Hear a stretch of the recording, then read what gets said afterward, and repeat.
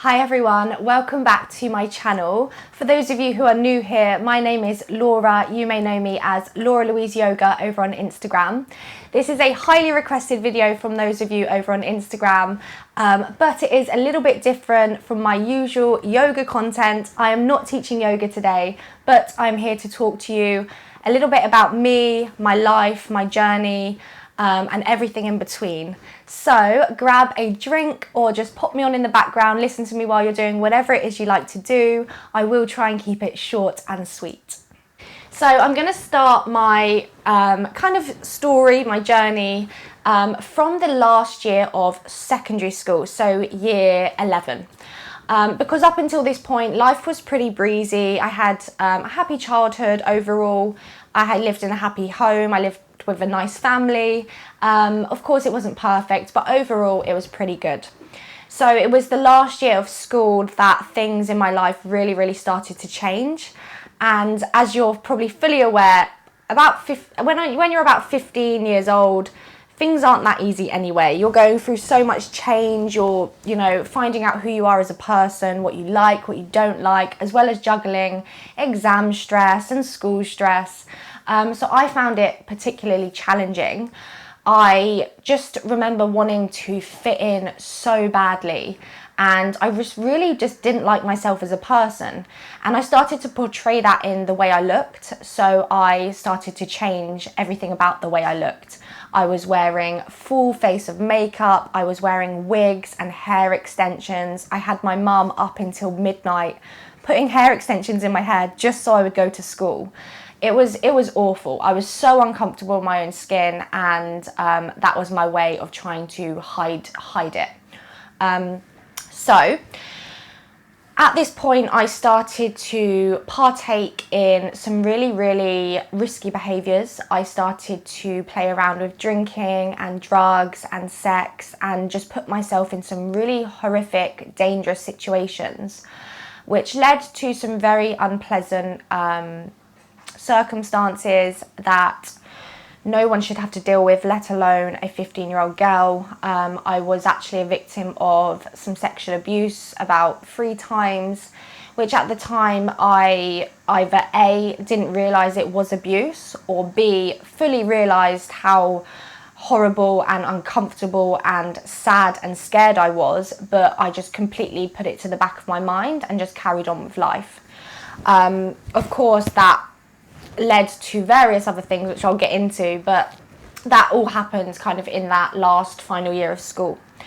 So at this point as well as being kind of hyper aware about myself and my own body and skin, I was also becoming hyper aware of those around me. So I was watching what they were doing, what they were eating, what they looked like compared to me, people's bodies, shapes, weights. It was all just becoming a little bit obsessive in my head, and the comparison was just constant. So from year 11, I left school. I didn't do sixth form. I went to college, which was quite a good thing for me because it was a kind of new lease of life. It gave me a new focus. There was new friends, new people around. But I was still kind of in this world, in this bubble of people and situations that I was putting myself in, and I didn't really know how to get out of it. I knew at this point I wanted to get out of it. I wanted all of this kind of stuff to stop, but I felt like I was so deep into it that I didn't know how. And it was this year that my eating disorder started. Looking back now, I believe it was my way of coping with everything that was going on, but it was mainly my way of getting myself out of those situations. I wanted all the attention to stop. I wanted I wanted to remove myself from these situations, and I didn't know how to do that at the time. So it was my kind of focus, I guess, for something different in life. So my eating disorder started quite suddenly and then spiraled very quickly for me. So I decided in the first year of college that I was going to go on a diet. I went on the Slim and Well diet. Why? I don't know. But I did. I was a young, fit, slim 15-year-old, 16-year-old girl, and I decided I needed to lose weight. So that's what I did. I went on to the Slim and Well diet, and the obsession happened almost instantly. I was obsessed with free foods and sinning my food and all the other rubbish that comes along with it. I then started to change my behaviour. So obviously, as I was playing around with my food, I started to lose a little bit of weight. And the best way I can describe this is, you know, when you're hangry, imagine being hangry times 10, 24/7. That is what I was like. I was irritable, I was angry, I was moody, I was just horrible to be around.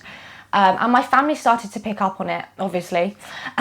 So the more and more as I was playing around with my food and restricting what I was eating, there was a situation where I actually fainted. And it was at this point that my mum took me to the doctor. So I went to the doctor and I said, oh, I'm fine, you know, I just fainted. I think I've got low blood pressure. And my mum said, you know, I don't think she's eating right. I completely dismissed that comment, and the doctor actually completely dismissed that comment and told me to go home, drink more coffee to keep my blood pressure up. So I left that appointment very happy because I could go home and carry on doing whatever I was doing. But my poor mum obviously left feeling very worried. She didn't know what was going on. She didn't know what was about to come, but she knew something wasn't quite right. Anyway, from there, things spiraled very, very quickly. My Slim and Well diet turned into me searching everything on the internet about weight loss. I was spending hours on Tumblr looking at Finspo or whatever it is. And this is when I started counting calories. So I found some random number on the internet that told me if I follow this number, I'm going to lose weight. And I grabbed it with both hands and I went with it.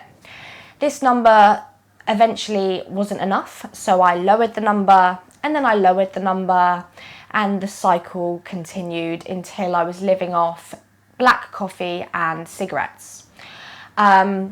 So during this time, my behaviour was becoming out of control. It was very clear now that I had a problem. I was angry, very, very angry. My mum would put some food in front of me, I would pick it up and I would smash it on the floor. It was very unbearable for me, but you know, for my whole family. So my mum took me back to the doctor when, you know, I was losing weight quite rapidly. And this doctor, you know, said to my mum, you know, take her home, feed her some yogurts, and yeah, you know, just feed her. My mum was like, how? You know, I don't know how to feed her. She's not eating. And then the doctor said, I don't know, it's not rocket science, which is horrific to come from a doctor, but you know, that's what happened. And my poor mum, you know, she was desperate at this point. She was just watching her daughter fade away, and she, you know, and no one was kind of listening to her. I, on the other hand, left again feeling quite happy. I could carry on doing what I was doing, but things were spiraling out of control extremely quickly. So eventually we did actually go back to another doctor, and he was amazing. He looked at me, he asked me some questions, and he said, you have an eating disorder. And he referred me to the child and adolescents mental health team very, very quickly as an emergency patient, and I was seen within a couple of days. And this is when things really started to kind of spiral out of control. I had the crisis team round my house every day, trying to sit with me, trying to make me eat, trying to make me work with them. None of it was working, and eventually, within a few weeks, I actually ended up in an inpatient child and adolescent mental health unit. Now, this hospital stay, that's for another video, because I could go into that a lot, but I will try and keep this quite short. It was a hospital stay that absolutely saved my life. I fully know that saved my life because I was at a complete loss. I couldn't feed myself. My parents couldn't feed me. And my behaviour was so out of control that my mum and dad were at such a loss and they needed a break. So when I went into hospital, they were relieved because they knew that I was now getting the treatment that I needed. But I was in hospital, I was very, very mentally unwell, and I was surrounded by very, very mentally unwell young people. It was toxic. You know, there was very much toxic behaviours being thrown about. You would pick up new habits, and and it was quite a dangerous environment to be in. Anyway, it got me eating again. I was doing really well, and it was coming up to my 17th birthday. And because I was doing so well in hospital, I was actually granted home leave. So I was able to go home for the weekend. I went home and I didn't go back. Rightly or wrongly, at the time we weren't sure if that was the right decision. My mum was behind me because she knew how toxic the environment was. And she thought I was doing well enough that I was able to do it at home now with obviously her support. Looking back now, again, I still fully agree that it was the right decision, because I did pick up some behaviours in there that stuck with me for years to come, and I really had to fight hard to get rid of. So anyway, to try and keep it short, I came out of hospital, and for the next 2 years or so, I was still very, very unwell. I picked up a new exercise addiction, which was at the forefront of my eating disorder now. It was my main focus, and this stayed with me for years and years and years, and was my biggest battle to overcome. So I was functioning, I was surviving, I had no friends, I was literally spending my days either at home, exercising, or at doctor's appointments. And that was for about a couple of years of my life. So anyway, I was getting more and more anxious, more and more depressed, lonely, isolated. And I got to the point where I was like, I need to do something about this. I need to start putting myself back out there. And it was at this point in my life that I found yoga. So I'm not going to lie, I had no idea what yoga was. I didn't know it was good for your mental health. I didn't know anything about it. But I was scrolling through Facebook one evening and I saw some local yoga classes being advertised. And I thought, great, I can take my mum along with me, because at the time I needed her to join me and support me, whatever it is I was going to do. So we went along, and as cliche as it sounds, I fell in love with it there and then. I remember leaving that class thinking, for that 1 hour, I wasn't being bombarded with intrusive thoughts. And that was incredible for me. It has been a long time since that had happened. So I continued to practice weekly, and very, very quickly I wanted to learn everything about the practice. I was reading yoga, I was finding books about yoga, I was doing yoga. I just wanted everything about yoga in my life. So a few months passed, and my teacher at the time said to me one Sunday when I was in class, said, Laura, why don't you become a teacher? And I was like, what? A teacher? I'd never even thought about it. And she said, yeah, I want you to come to India. I want you to train with my teacher. In which I was like, yes, like, wow, that's amazing. So that was the plan. I booked tickets and I was on my way to India. At this time, I was still extremely unwell, both physically and mentally. But in my head, I thought, I'm going to go to India and I'm going to change my life. I'm going to come back. It's going to save me. I'm going to be fixed. I lasted about a week and a half in India. I was meant to be there for about a month and a half, but I lasted a week and a half. The training was so intense. My physical body couldn't handle it. Mentally, I couldn't handle it. I wasn't fueling myself. It was a really horrible situation to be in. So I left. I came home, which was the safest thing for me to do. But I remember being on the plane home and just feeling absolutely numb. This was probably the saddest, lowest point of my life. I try not to get emotional, but it really was, because I just realised that this illness, anorexia, has taken everything away from me, and now it's taking away my dreams of becoming a yoga teacher and sharing this passion with everyone else. So it was a really low point, but I cried for a few weeks in bed. I felt sorry for myself, and then it was actually a really, really pivotal turning point for me, because I thought to myself, I cannot let this illness take away anything else from my life. So after a few weeks, I booked onto another yoga teacher training in London, and I started that in the following month. It was a weekend course, so I could do it from home and just go there every weekend, which was great because I had lots more support. So I done that, and that was absolutely life-changing for me. I learned so much about myself, who I was as a person, my thoughts, my feelings, as well as, of course, all the practice of yoga and all the beautiful teachings that it has in it. So that was really life-changing for me. And then as soon as I qualified, I actually went straight into teaching full-time. This was the best thing that ever happened to me because my world wasn't just full with myself and my body and what I was eating and my weight and my shape. My focus now was on the people who were stepping in front of me on their yoga mats. My exercise addictions turned into me moving to create these beautifully choreographed sequences that made me feel strong and empowered and amazing physically, but also mentally. And it was just such a surreal, beautiful awakening, I guess, that I found through yoga. And for that, I will always be grateful. So from teaching full time, my world started to open up again. You know, life was good, but I was still pretty unwell mentally. I was still restricting my eating. I was still compulsively exercising. But life was getting so good. I was so passionate about yoga and teaching yoga that I got to the point where I was like, right, life is good. You're doing a job you love. You're sharing this passion. You need to start working to overcome this demon in your head.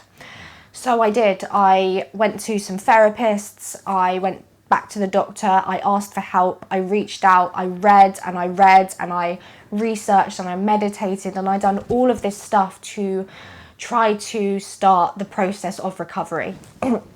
And I'm not going to sit here and say it was easy, because I'll tell you now, it was the hardest battle I ever hope I have to face. It was, you know, 1 step forward and 10 steps back. It was hard.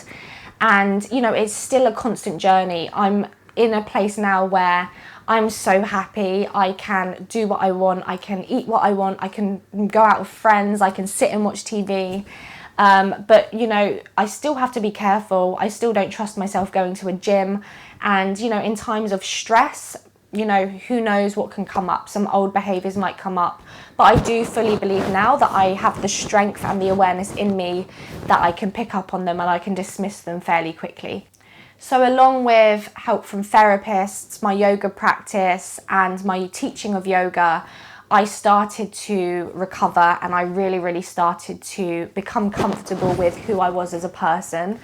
And to be sat here now telling my story as the person I am today is incredible. I'm so proud of myself, because when I was 16 and I was laying on my bed, you know, sad, depressed, hungry, suicidal, I didn't think there was a way out. I thought, this is going to kill me. But it didn't, and I fought every day, and I will continue to fight every day, because life is worth living, and I couldn't be happier with where I'm at today. So that is basically me and my journey in a nutshell. Obviously that's a very brief summary of all the events, but as I said, I just wanted to share with you guys a little bit about me and how I found yoga.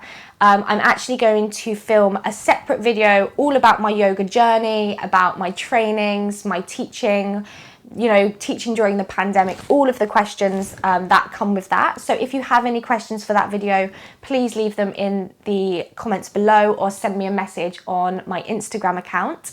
I'm also going to leave some resources that really supported me and my recovery in the description box below, so that if you or anyone you know is struggling, then you can check them out. But I just wanted to also thank you guys so much for your continued support. I really appreciate it. And if you are struggling, or if you know that anyone else that is struggling, please reach out to a loved one, to a friend, to your doctor, to your mental health team. You are not alone, and with strength, guidance, support and love, you can and you will get better. Thank you so much for listening. I hope you enjoyed this video. Please don't forget to give it a thumbs up and subscribe to my channel, and I look forward to seeing you guys for another video soon.